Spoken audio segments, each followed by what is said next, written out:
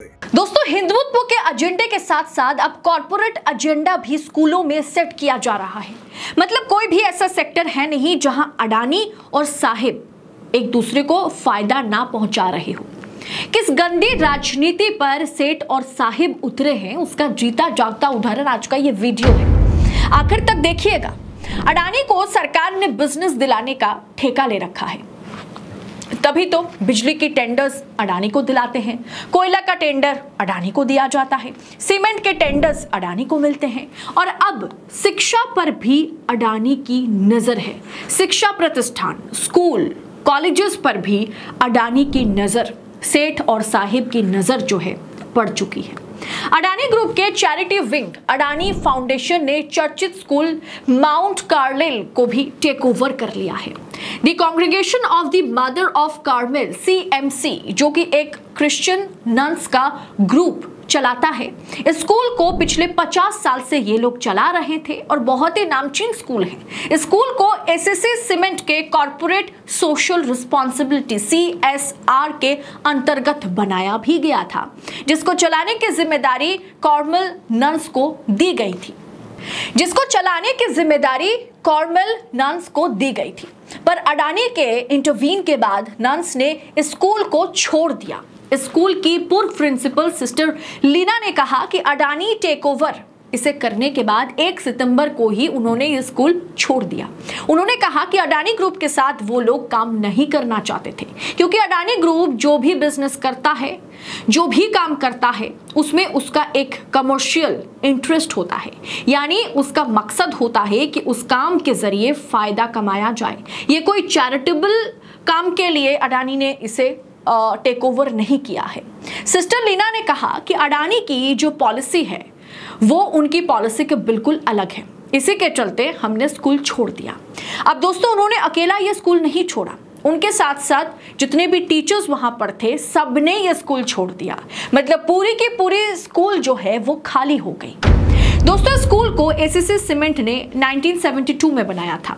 तब से स्कूल को ये नन्स का ग्रुप मैनेज कर रहा है। पर अडानी ने जब 2022 में SSC सीमेंट की 56.69% हिस्सेदारी स्विट्जरलैंड की कंपनी होलसेल में खरीद लिया था, जो नन्स की कांग्रेगेशन के अडानी समूह या अडानी ग्रुप के स्कूल के नाम से माउंट कार्मेल शब्द हटाने का आग्रह किया है, क्योंकि अब स्कूल की नन प्रतिबंध में शामिल नहीं है।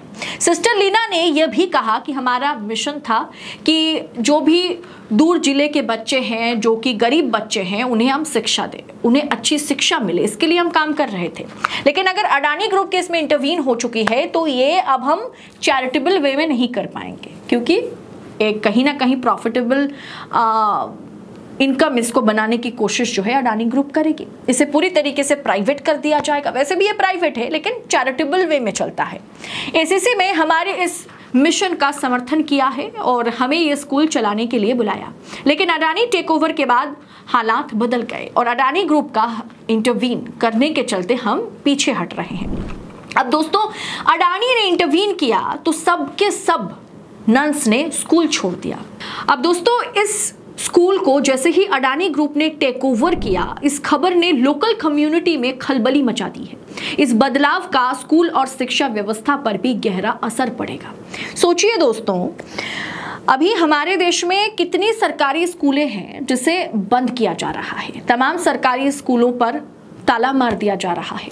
सरकारी स्कूलों पर अब बच्चे को पढ़ाने की मानसिकता माँ बाप में नहीं है। अगर थोड़ी बहुत माँ बाप कमा लेते हैं, अगर आप कह सकते हैं कि मिडिल क्लास है या अपर मिडिल क्लास है, वो कभी भी अपने बच्चे को सरकारी स्कूलों में नहीं भेजते, प्राइवेट स्कूलों में भेजा जाता है। जबकि हमारे देश में संविधान हमें राइट टू एजुकेशन का राइट देता है कि हमें शिक्षा मिलने का पूर्ण रूप से अधिकार है और वो शिक्षा देना सरकार की पहली जिम्मेदारी है। लेकिन सरकार सरकारी स्कूलों को बंद कर रही है। प्राइवेट स्कूलों को और भी बेहतरीन बनाने की कोशिश में प्राइवेट ऑर्गेनाइजेशन, कंपनीज लगी हुई है और एक मोटी रकम जो है एक मोटा अमाउंट लेकर के इन स्कूलों में आपको बच्चे को पढ़ाना होता है।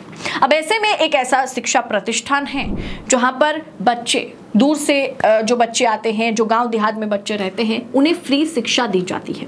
अब अडानी यानी सेठ और साहिब की नज़र उस पर भी है कि अगर ऐसे जितने भी स्कूल्स हैं, ये शायद शुरुआत है, लंबी लिस्ट हो सकती है कि इन तमाम स्कूलों पर कहीं ना कहीं कब्जा पाने की कोशिश होगी। इसे पूरी तरीके से चैरिटेबल से प्राइवेट कर दिया जाएगा और ये एक बिजनेस के तौर पर एजुकेशन को, वैसे भी एजुकेशन आज एक बिजनेस बन चुका है, और एजुकेशन को और बुरी तरीके से शायद व्यवसाय के तौर पर बनाया जाएगा।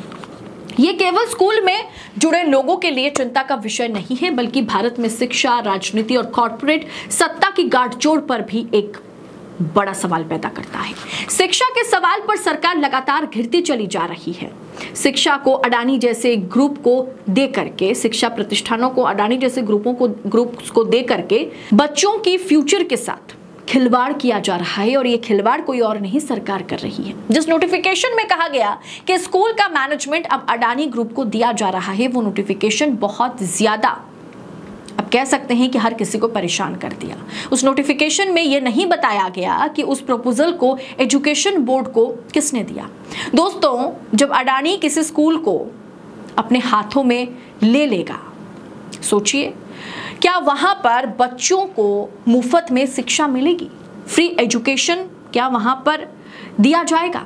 जवाब है बिल्कुल नहीं, क्योंकि कॉर्पोरेट इंटरेस्ट, प्रॉफिटेबल इंटरेस्ट यहां पर काम करेगा। और ये जो फ्री शिक्षा या फ्री एजुकेशन का मुहिम चलाने की कोशिश कुछ प्रतिष्ठान आज भी करते हैं, उस पर पूरी तरीके से ताला लग जाएगा, और सरकार, सेठ यही चाहते हैं। तो फिलहाल दोस्तों, किस तरीके से देश को अडानी के हाथ बेचा जा रहा है, सिर्फ पोर्ट, एयरपोर्ट, कोल, ये सब नहीं, सीमेंट, ये सब नहीं, अब राइट टू एजुकेशन जो हमारी बेसिक नीड है, जो हमारा अधिकार है, मौलिक अधिकार है, उस पर भी अब अडानी सेठ और साहिब जो है उसे भी हमसे छीनने की कोशिश कर रहे हैं। इस पूरे विषय को आप किस एंगल से देखते हैं? आप अपनी राय कमेंट कर हमारे साथ शेयर जरूर कीजिएगा। बाकी ऐसी तमाम खबरों को देश नीति आप तक पहुंचा सके, इसके लिए चैनल को सब्सक्राइब करें। फिलहाल इस रिपोर्ट में इतना ही, जल्द होगी मुलाकात। बहुत बहुत शुक्रिया। जय हिंद, जय भारत।